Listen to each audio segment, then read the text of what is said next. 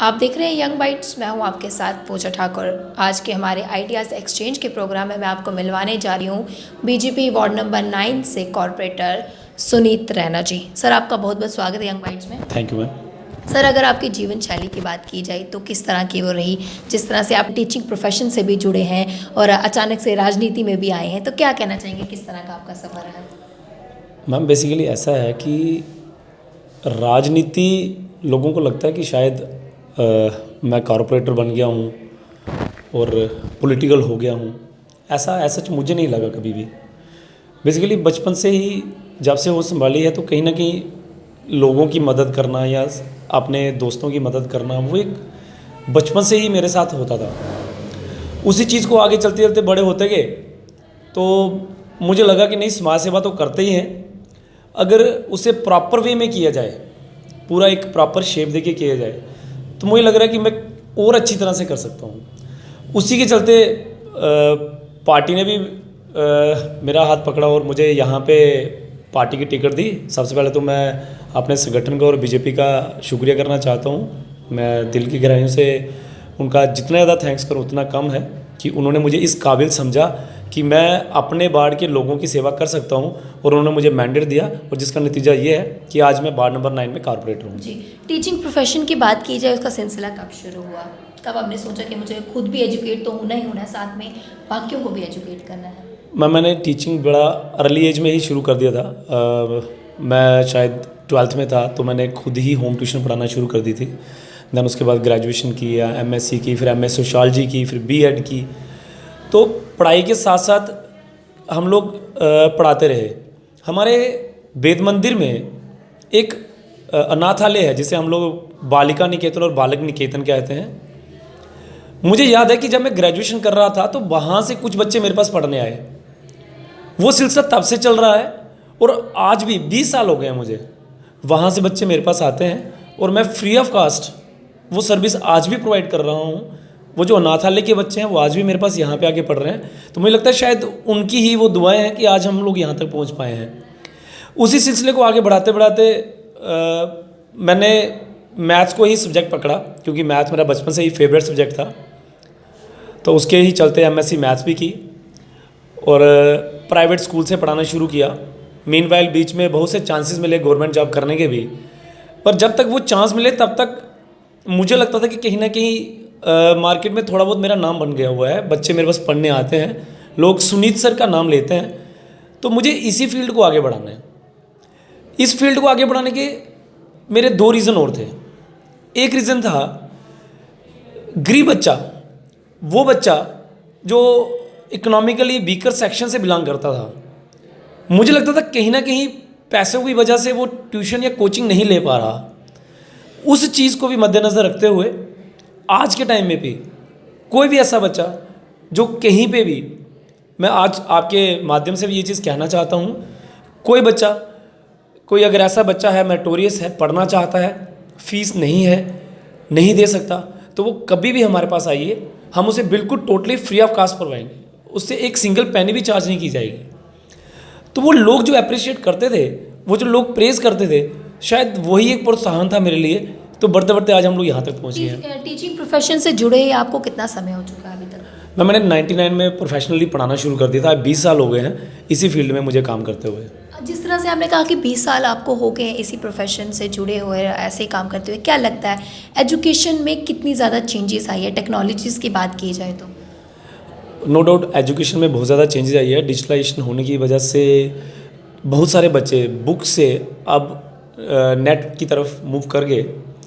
अच्छा मूव है, ऐसा नहीं है, क्योंकि दुनिया जिस तरह से जितनी स्पीड से बढ़ रही है, तो मुझे लगता है कि हमारा देश भी उसी स्पीड में उनके साथ, आगे नहीं तो कम से कम उनके साथ ही चले।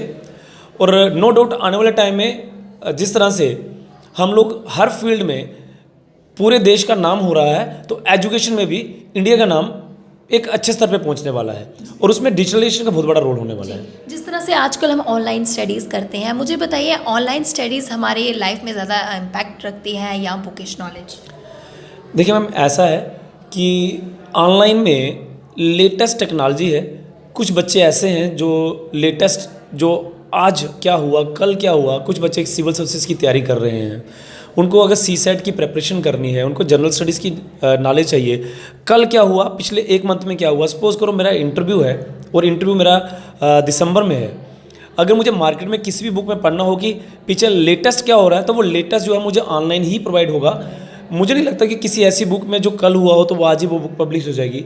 तो जहाँ पे बुक है वहाँ पे बुक का रोल है, और जहाँ पे नेट का रोल है वहाँ पे नेट का रोल है। तो मुझे लगता है कि एक बच्चे को पूरा प्रॉपर वे से दोनों को प्रॉपर वे में लेके चलना चाहिए। टीचिंग प्रोफेशन का सफ़र तो आपका अच्छे से चलता आ रहा है, काफ़ी 20 साल से लगभग आप चला रही हैं। अगर बीइंग अ कॉर्पोरेटर बात की जाए तो इसके बारे में क्या कहना चाहेंगे आप? किस तरह का एक्सपीरियंस आपका रहा टीचिंग प्रोफेशन से हट के यहाँ पे भी आने का? मैम ऐसा है कि मैं टीचिंग प्रोफेशन में था, टीचिंग प्रोफेशन में हूँ, टीचिंग प्रोफेशन में ही रहूँगा। बेसिकली आज जो भी मैं हूँ सुनीत रैना, वो टीचिंग प्रोफेशन की वजह से हूँ। आज लोग अगर बात करते हैं और जिस मैंडेट से, जितने वोटों से लोगों ने मुझे जिताया है, तब मैं कॉर्पोरेटर नहीं था, तब पॉलिटिकली कोई बैकग्राउंड नहीं था। उस समय लोगों ने मुझे देखा एज ए सुनीत सर, और मुझे इतने ज़्यादा वोट मिले हैं कि आई थिंक 750+ वोटों से मैंने यहाँ पे लीड ली थी। और मैंने कोई बड़े फेक प्रॉमिस जैसे लोग करते हैं, मैंने कोई फेक प्रॉमिस नहीं किया। मैंने बस यही कहा कि जिस तरह से एजुकेशन फील्ड में मैं सेवा करते आया हूँ, मैं कोशिश करूँगा कि समाज की उसी तरह से दूसरे फील्ड में भी सेवा करूँ। तो लोगों को लगा कि नहीं, ये जिस तरह से कहते थे करते हैं तो आगे भी करेंगे, तो उनकी एक्सपेक्टेशन पे खरा उतर रहे हैं। अगर आप कभी हमारे वार्ड में जाइए, मुझे लगता है अभी और रिसेंटली 1-2 महीने के बाद मेरे वार्ड की जितनी भी समस्याएं हैं मैक्सिमम खत्म होने वाली हैं। आपने ये सोचा था कि फील्ड कोई भी क्यों ना हो, मेरा कर्तव्य जो है, मेरा धर्म जो है वो समाज सेवा करना है। मुझे बताइए, बीइंग अ कॉर्पोरेटर क्या क्या ग्रीवेंस खासकर लोगों की आती है, किन किन मुद्दों पे वो आपसे बात करने आते हैं? बेसिकली जैसे ही कॉर्पोरेशन में मेरा टिकट अनाउंस हुआ था और हम लोगों ने डोर टू डोर कंपेन करना शुरू किया था, तब मुझे पूरे वार्ड की उन गलियों में भी जाना हुआ जहाँ पे कभी मुझे लगता है मैं अपने थ्रू आउट लाइफ 40 साल की उम्र में कभी नहीं गया था। और जाके पता चला कि एक्चुअल में लोगों की प्रॉब्लम क्या है, और कोशिश कर रहे हैं कि वो दूर हो। आज नरैनिया मोहल्ला के अंदर मुझे लगता नहीं है कि कोई ऐसी लेन होगी जो हम लोगों ने दोबारा से नहीं बनाई होगी। हाँ, हो सकता है कोई 2-3-4 छूट की भी गई हूँ, तो कोशिश करें उसको भी इम्प्रूव करने की। आने वाले समय में क्या कुछ चेंजेस आप अपने वार्ड में लाने वाले हैं? देखिए मैम, कॉरपोरेशन का एक बहुत बड़ा मुद्दा होता है, वो होता है सफाई का। और सफाई कभी ख़त्म नहीं हो सकती। हम लोग जितना मर्जी कोशिश कर ले, आज सफाई हो रही है, कल दोबारा गंद पड़ेगा, कल दोबारा सफाई होगी। किसी ने मुझे कहा था कि सर सफाई होनी चाहिए, टोटली कुछ गंद नहीं पड़ना चाहिए। तो मैंने उनको कहा कि सर अगर गंद ही नहीं पड़ेगा तो कॉरपोरेशन तो ख़त्म हो गई। गंद पड़ता रहेगा, सफाई होती रहेगी तो कॉरपोरेशन चलती रहेगी। तो ये जो मुद्दा है ये कभी ख़त्म नहीं हो सकता। अपने वार्ड में डस्टबिन भी लगाए हुए हैं? जहाँ पे बेसिकली हमने स्टार्टिंग में डस्टबिन लगवाए थे, फिर कुछ जगह पे लोगों ने ऑब्जेक्शन की तो मजबूरन हमें उठाना पड़ा। लेकिन आज के टाइम में हम लोगों ने डोर टू डोर कलेक्शन शुरू करवाई है। आज के टाइम में हम लोगों ने पूरे करनगर में 2 गाड़ियाँ हमारी चलती हैं जो डोर टू डोर कलेक्शन कर रही है। उसके अलावा भी जब हम कॉरपोरेशन में आए तो हमें पता चला कि हमारे इस वार्ड के अंदर टोटल सफाई कर्मचारी कितने हैं, जो देखने में मात्र हमें 4 या 5 दिखते थे।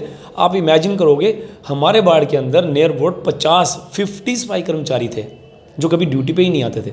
लेकिन आज वो सारे के सारे, मैंने कहता 100%, लेकिन 99% सभी ड्यूटी पे हैं और पूरे वार्ड की बिल्कुल प्रॉपर वे में सफाई हो रही है। कॉर्पोरेटर होने के नाते आपने ये ठान लिया है कि मुझे अपने वार्ड को स्वच्छ रखना है, साथ ही साथ कहीं और मुद्दों पे भी आपको काम करना जिस तरह से लोगों की ग्रीवेंस आती है। और साथ ही साथ आपने बताया कि टीचिंग प्रोफेशन में आप 20 साल से जुड़े हैं और काम कर रहे हैं और करते रहेंगे, आगे भी अच्छी तरह से करेंगे।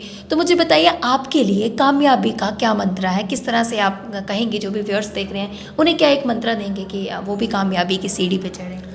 मैम बेसिकली मुझे नहीं लगता कि आज भी काम को कभी एज ए प्रेशर नहीं लिया और काम को कभी एज ए काम नहीं समझा। काम को हमेशा यही समझा कि नहीं यार, दिल से करेंगे।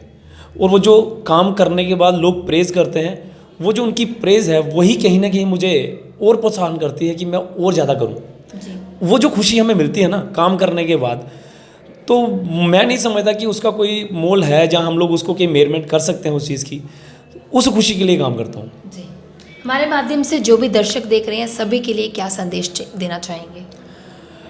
मैं सब लोगों को यही संदेश देना चाहता हूँ कि जो आप लोगों ने एक्सपेक्टेशंस मुझसे रखी हैं, मैं कोशिश करूँगा कि अपने टेन्योर में वो सारी की सारी एक्सपेक्टेशनें पूरी करूँ और मैं कारपोरेटर रहूं, आने वाले टेन्योर में नहीं रहूं, पर आपके वार्ड के जो कार्य है वो इसी तरह से चलते रहेंगे।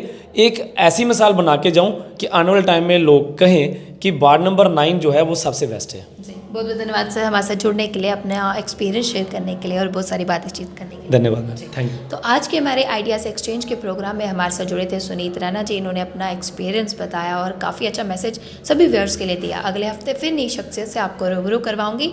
तब तक के लिए आप देखते रहे यंग बाइट्स। वीडियो जर्नलिस्ट अभिषेक के साथ मैं पूजा ठाकुर, यंग बाइट्स जम्मू।